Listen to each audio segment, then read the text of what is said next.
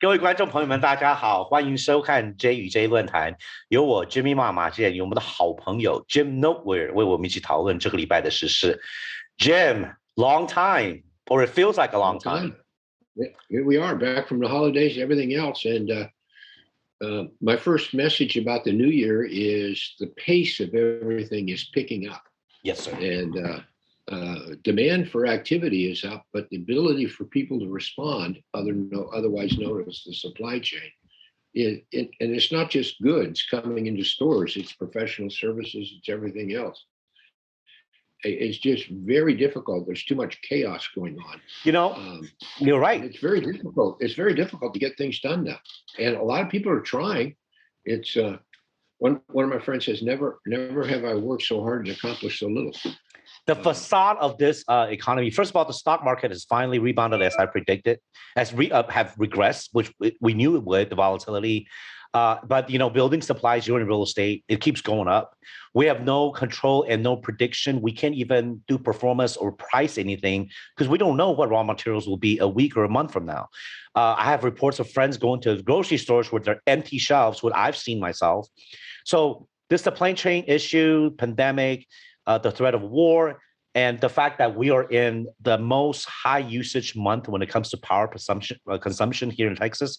Last year, around this time, a month from here, last year we had the great winter fiasco with the grid. I mean, people died. Yeah. And so now a lot of my wife's clients that she supplies commercial energy, these big building owners, hotel owners, or business owners, they're looking at prices that are so high because of natural gas. And that relates so closely to the threat of essentially, potentially could be World War III out there with Russia and Ukraine. You have some very good insights. I would love for you to share. I mean, what is your take? The natural gas, is that the main reason why NATO cannot unite and strongly discourage Russia?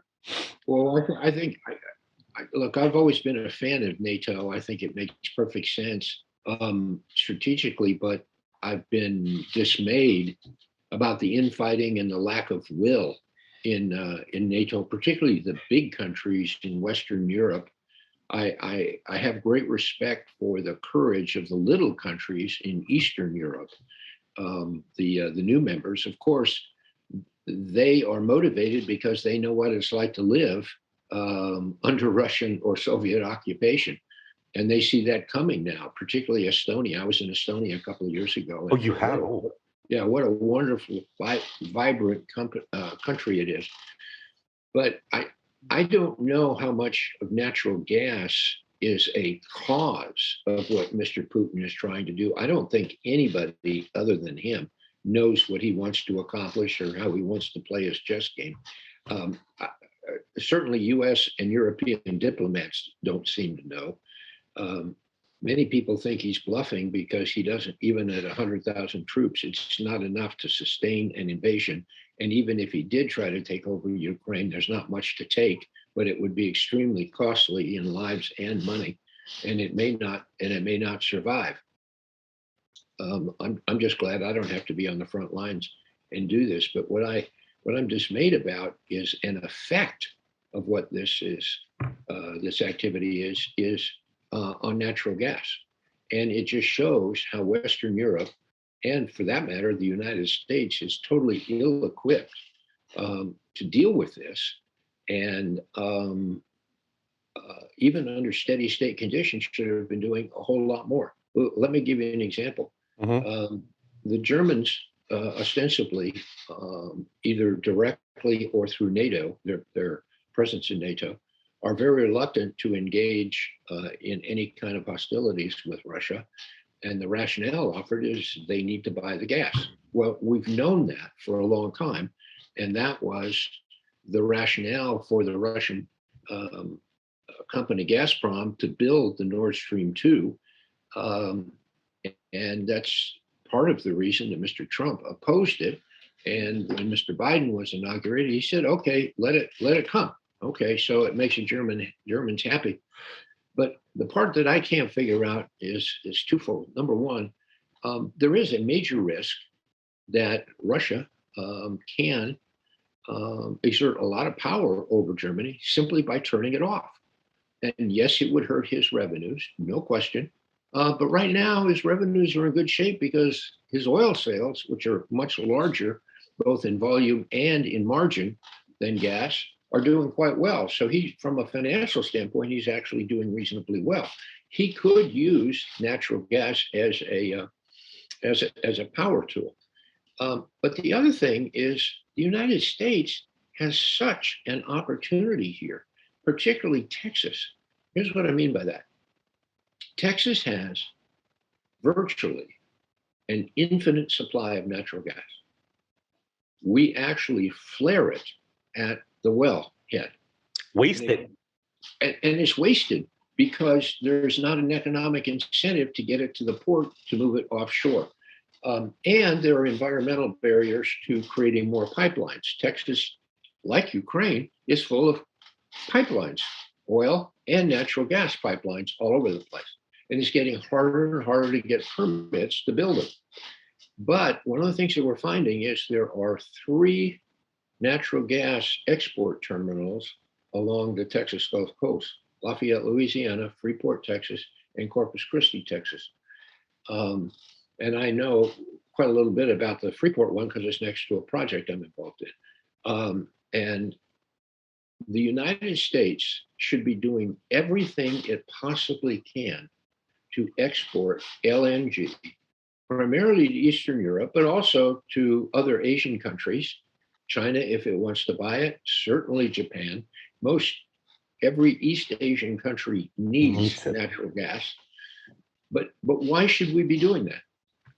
Number one, it is the cleanest fuel to burn. Less pollution, less carbon emissions. And we're all in one atmosphere. So even though we want to reduce our own here domestically in the United States, reducing coal burning in China and reducing coal burning in Europe helps a great deal. Number two, it creates revenues and profits for everybody involved, which leads to tremendous ability to tax, corporate income tax, individual income tax. It is a huge revenue generator for the US federal government, for the Texas state government. That's what funds the University of Texas system, okay? And number three, it balances foreign trade. If we're so concerned with our negative trade balance with China and others, what better way to do it? It doesn't matter what happens between any 2 countries. What matters is the aggregate of all the exports and imports. We could increase our balance of payments very successfully, very quickly. And fourth, probably most important of all, is that we become an exporter, energy self-sufficient, one, and an exporter, number two. And ironically, if we send all of that, a lot of natural gas over to Eastern Europe, the port of Houston is a lot closer to Europe than even the West Coast ports are to Asia. You can get a ship over there in 5 days. And so all of this whining and crying about not having enough natural gas, I think is way beside the point. If you have a will to do something, we certainly have the technology, the capital, the operational expertise, the marketing expertise, the financing expertise to do it. We should be doing that all the time. There should be no question about it. It should not be controversial at all. But yet, for the life of me, I cannot figure out why domestic politics, either in the United States or in Germany, get in the way of this. It's just absolutely beyond me. This is a good win everywhere. Well, it's win-win except for, say, Russia or for other countries that don't want to depend on U.S. for energy consumption, so they will be controlled. So this is what the Russian TV is showing. That's the complete opposite of what the rest of the world is seeing. Instead of seeing that the Russian troops are massing at the border, that is going to do a false flag operation or try to topple the pro-NATO government, what the Russian people are seeing is that the opposite, that NATO is amassing troops, that this is their back door, that this Western influence, this colonialism, this inquisition essentially, is coming for them, and that they got to protect their homeland and their borders. And it's the same rhetoric with China too. Now, I want to be fair and think about it from their perspective, because from, say, game theory or for strategic purpose, if Russia or China sends military aid as we have to Ukraine, if they start sending money to Mexico or Canada or any Central American countries close to us, or before, remember Cuba missile crisis. And then we say that the ideology of this government, Mexico is a failed state. So perhaps communism or the Russian state could, this is what the people want. Are we gonna say that it's okay that, hey, you can come to my back door and have a strong influence in that government, and we won't do anything about it? No, we will not, because it's a national security. For Russia and for China, this is a national security problem. I don't think we could absolve this conflict. And there's also a saying which is even more troubling. They all also say that the United States of America, the reason why we're prosperous since World War II is, one, we're the ultimate winner from World War II. And ever since then, we have been in military conflict in far-flung parts of the world, whether it's for ideology or for economic gain. But we failed in every single military action, from the most recent Afghanistan to Iraq, to further out to Vietnam, to Korean War. We've lost in every one of them. So the rest of the world is saying that we're creating war, because during war times, the market, the index goes up. We unite. During the Cold War, we had focus on one enemy. Now we create China as the enemy, because Russia is just not strong enough, viable to be one. USSR is gone. So now we go back to, how do we change this perspective? Because I'm not saying what they're saying is real or true, but this is a common accepted viewpoint of what we are. Instead of being a big brother, instead of being a peacemaker, instead of maintaining fairness, we're seen as somebody that's doing that. How do we talk to our counterparts, whether in China or Russia? How do we avoid war, or stick our hands in other governments and create havoc? Let's unpack a lot of the things that you said.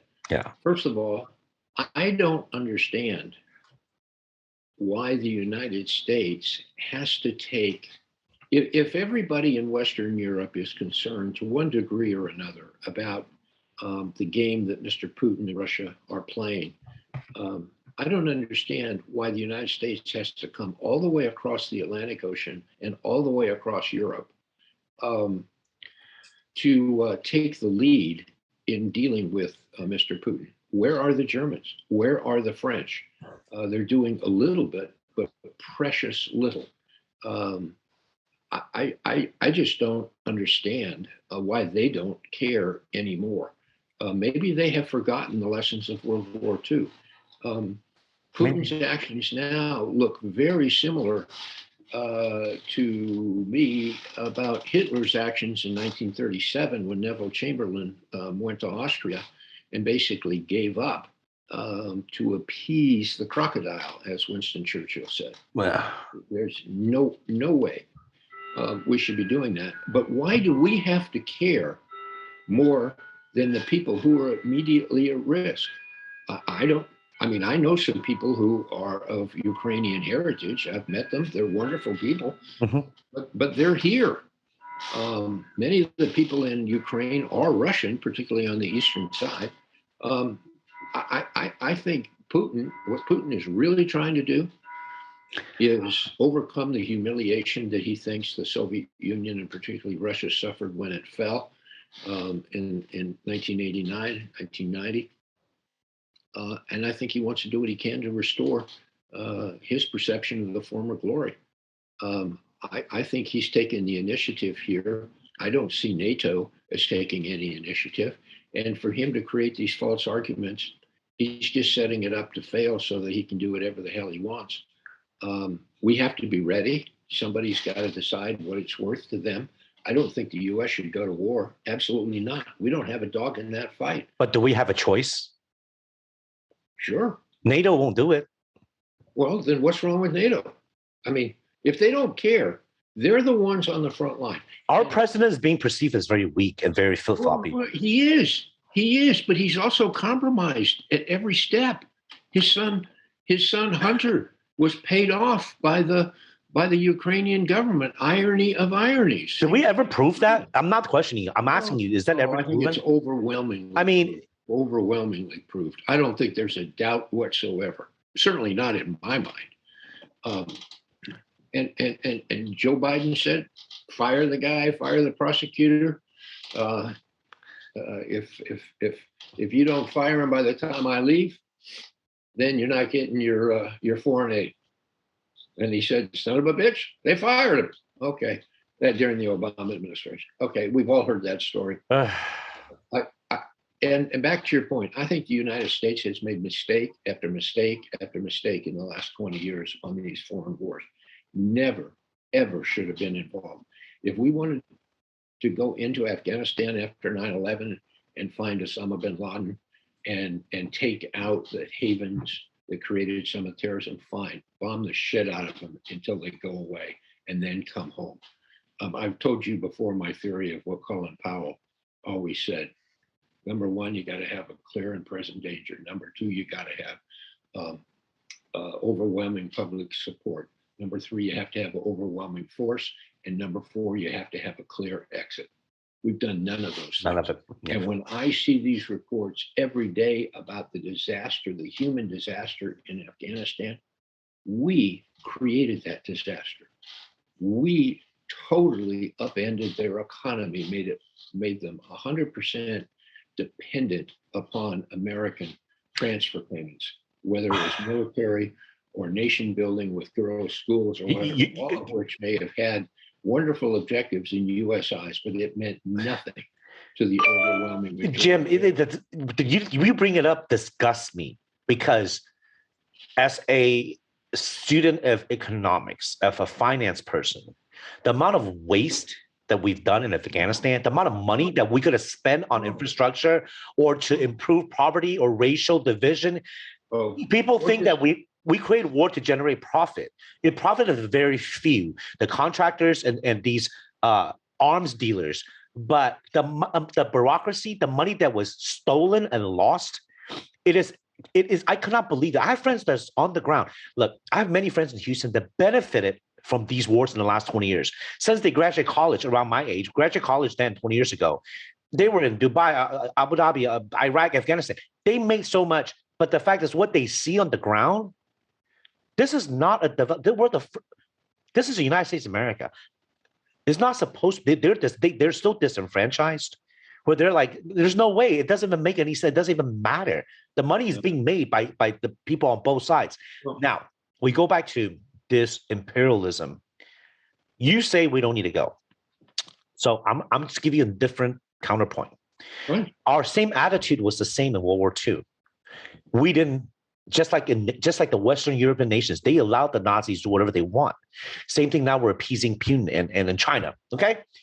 What happens in a few years if we don't get involved and they get so much more control, where when they pick a fight or a war, and it might be too late, because people forget, especially as a Chinese person, I want to remind our viewers, China was this close.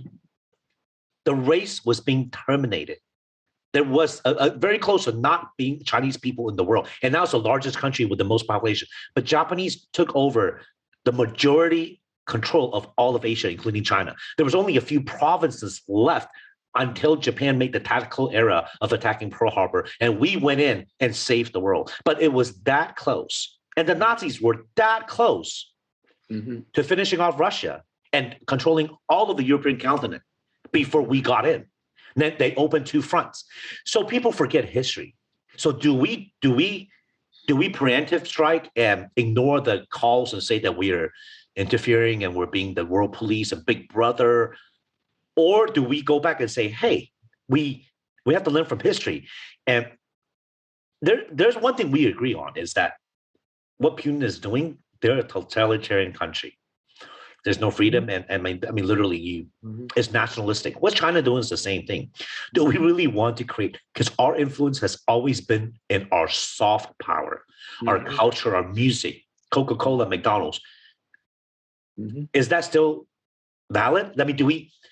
I don't know, Jim. This is very hard for me because my children and my children's children will all benefit from a stable and strong United States of America.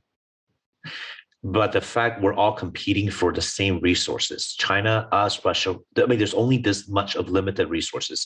When you talk about natural gas, talk about energy, precious metal, I mean, this competition is not going to stop. Well, we could be a whole lot smarter the way we play it.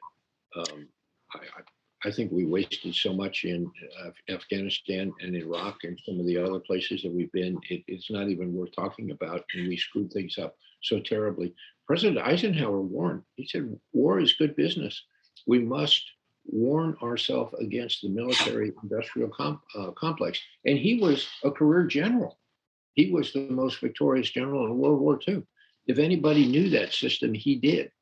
I just think our leadership has been very weak. We don't pay attention to it. And I think one of the things that characterizes, particularly now, the Biden administration is they care more about domestic policy than they do about foreign policy. I think actually they are neglecting much of analysis and observation of the danger abroad because we want to turn inward and do things like green energy and Jim, do you blame them? So between me and you, okay? Yeah. We've been saying that on the show for a while. I've been telling people too. This is a problem that Russia and China criticizes us, that this particular brand of democracy, it's become a culture of elections. So these officials, these elected officials are only pandering to their voters. And is it wrong for them? Because they'll be out of office in 4 years if they don't focus on domestic. Foreign policy actually, in the big picture, benefits all of us more. But yet they don't focus on it because they know that's not what will get them reelected. That's not what panders to them. Just like the local prosecutors in California, they're not prosecuting criminals.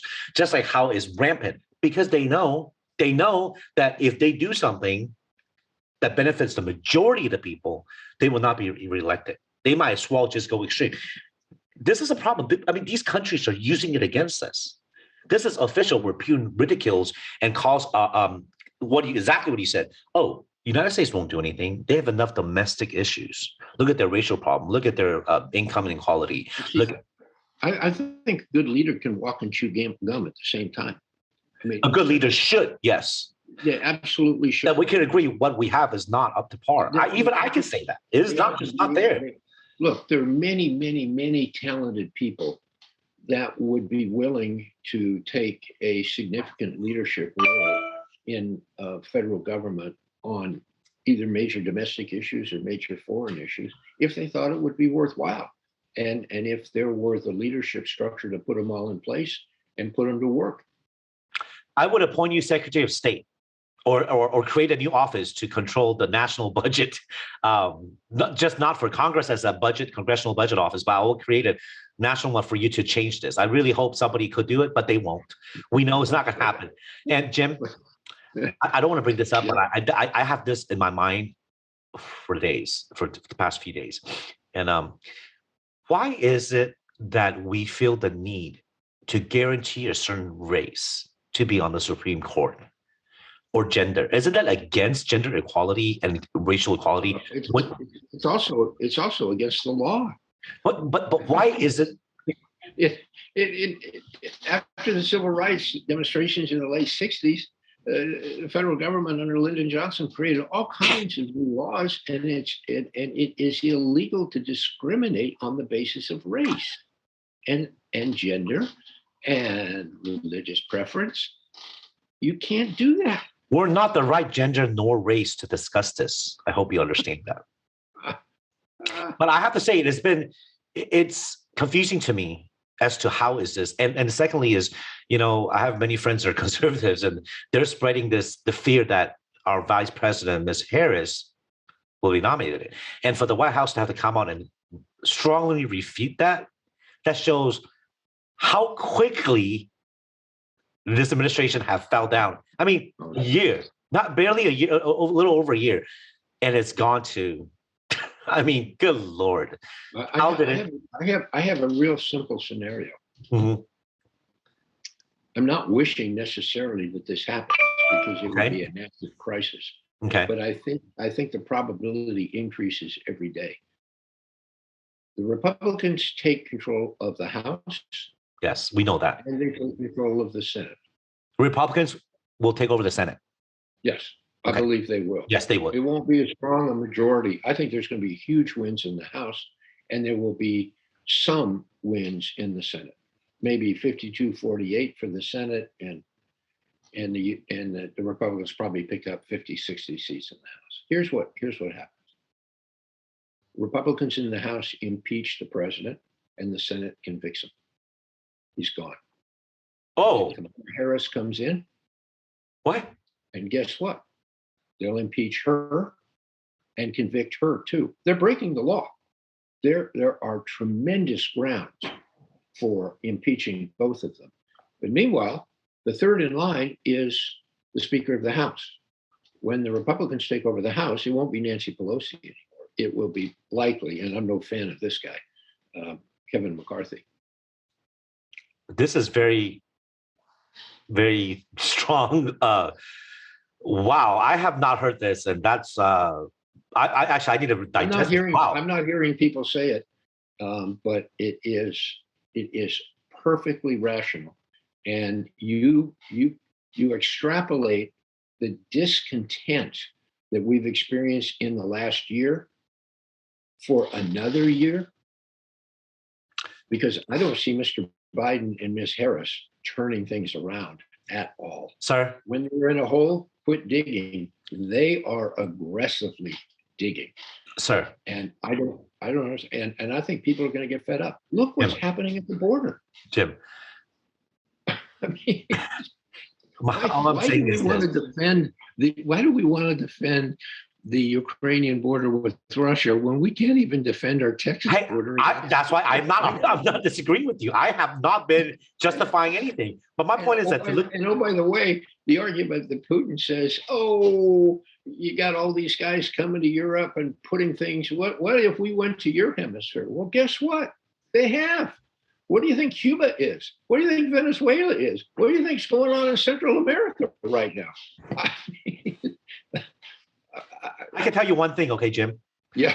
Without disagreeing or agreeing, I can tell you right now, if things are so good in Russia, if things are so great in China, they're politically connected and the wealthiest of their population have all immigrated here. All their children and assets are here. So you tell me which system is better. Well, now you come full circle on some of this conversation is, I think the U.S. is well worth fighting for. I don't happen to think that Iraq was worth fighting for. Afghanistan was worth fighting for. But you said Ukraine was? I don't think Ukraine is worth fighting for. But when you said who's worth fighting for? What, Afghanistan and Iraq. Is not worth fighting. But no, you said, the first time you said something is worth fighting for, I missed it. I think America is worth fighting for. Oh, well, of course. I mean, for people to compare one war to another, I think is kind of a spurious argument. I think what the United States should do is to say, we're going to protect America. We're going to protect the other countries around the world that share our values and are willing to take the lead to fight for their own system. For instance, I have a daughter that lives in Australia. Yes. I've become a fan of the Australian leadership on foreign policy, not so much on their domestic policy, but their foreign policy. These guys are strong, and they are really poking China in the eye. They have lots and lots of trade deals with China. China's trying to screw them over, and they're saying, we've had enough of it. Why do you think we had this whole submarine fiasco with France about 2 or 3 months ago? Yeah. I mean, we're drawing a line and saying enough. Anyway, let's leave it there for this week, Jimmy. Yep. Come back. Great conversation. It's good. I mean, it's always good talking to you. Take care. And各位观众, we'll see you next week. I'll see you over the weekend, actually. Yes, I will. Okay, in the Lunar New Year celebration. To all my friends in China, Happy New Year. As a matter of fact, yes, by next Thursday, it will already be 年初三. It will be the third day of New Year. So we'll say a happy year of the tiger. 各位虎年行大运. Me and Jim here hope everyone is very prosperous and 发财, which is get rich. That's what Chinese people say during Lunar New Year. Get rich, 恭喜发财, and be prosperous. And we wish that for all of our fans and viewers all over the world. Wonderful. Wonderful. Thank you, Jimmy.